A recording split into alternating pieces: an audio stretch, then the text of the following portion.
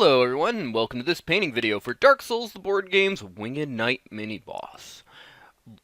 This model, like every other model that I'm doing for this game, is being done with my darker paint scheme, where, as you can see, I start with a black primer base, and we'll be dry brushing the entire model, both the base coat and the highlight coat, and no ink and no wash coat.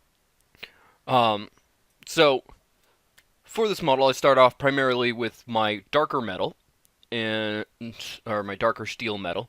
There will be at some point while painting this model, I also noticed that his left hand is loose. You might see it jostle out. I do manage to glue that back in later. That was actually, out of the whole game, the only loose piece I had of these pre-assembled models. So very nice, considering there were some more complaints. But this is the color that will cover the model primarily. I had some issues picking where it would go, because this is one of those models where there's some trouble discerning between cloth and metal, because, well, cloth that isn't actually moving doesn't necessarily look like cloth till it's painted. I think I also debated with making the helm the mid-range metal, which I'm using right now to cover the chainmail. Primarily. I think I got a couple other random things with it. And then I move on to blue for the majority of the cloth tabard, and, well, actually, majority of the cloth on the body in general. This is a darker, more sea blue kind of, or night, a darker blue, really. And this gets used for majority of the tabard's base coat. I do later come in with a gold for the front sides. I was debating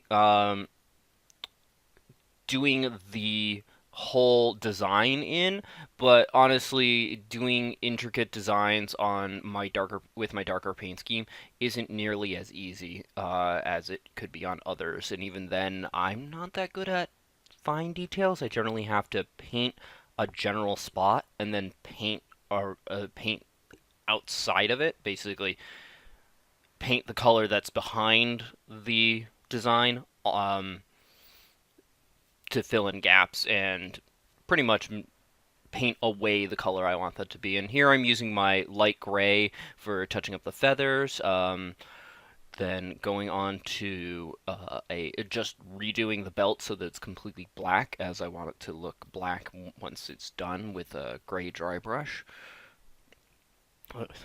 I end up needing to do this real slowly, like even at 3 times the speed.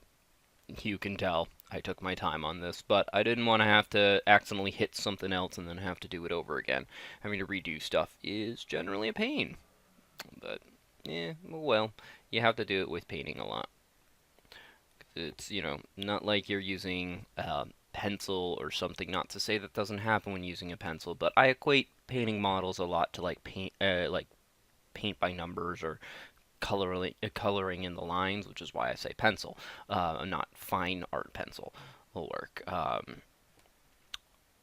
Except you end up really sloppy.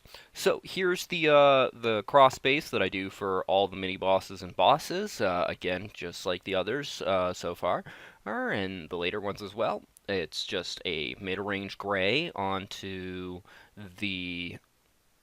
Actually, I think that's my darker gray. The model being so dark, it just looks like it's mid-range. Onto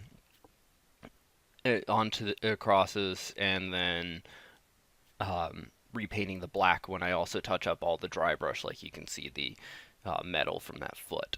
And here's me applying the darker shade of gold. I believe I actually used a brass-like color for the first shade, and then we'll touch it up with gold later. Another reason I didn't go with the filigree on the tabard is my gold is very runny, and it would take a very, very long time to get it to work right. It would probably have been easier to do it in yellow. Now I'm on to the highlighting dry brush, where I'm going over all the darker metal in the same metal that I used for the chainmail. So that's pretty much, again, majority of the model. And if I go over the chainmail, oh no. But I do come back and go over the chainmail with my brightest metallic being pretty much just a pure silver. And then here's me with a sky blue to go over the blue cloth. Figuring out the color scheme for this guy was really hard because I had to look up a lot of different pictures since, to my knowledge, every time one of these shows up, it's in a dimly lit area, and the armor the characters can get doesn't actually look the same as the character model of the monster. Here's white on the feathers. I did the gold on the tabard earlier. Um, like I kept noticing inconsistencies with that, and not to mention, and the only time you see them in the daylight is when it's the fully evolved ones with the full wings and their gold. So for the axe, I decided since I no longer have a very good blood wash color, I used to have a really nice one that would work good for blood. I instead used my bright red, and as you can see, just went over it and brushed it right in. So here's the final model. That's the entire thing. Thank you for watching. I hope you enjoyed. If you did, feel free to press that like button. If you think somebody else will enjoy this, feel free to share the video. Also, if you didn't like it, go ahead and press the dislike button, but please leave a constructive comment as to why. Also, please feel free to comment in general. I do try to get back to those. And if you want to see more like this, be it painting videos, board game overview videos, or unboxing videos, or anything else I do on this channel, well, feel free to subscribe. Regardless, thank you for watching, and have a wonderful day. Bye-bye!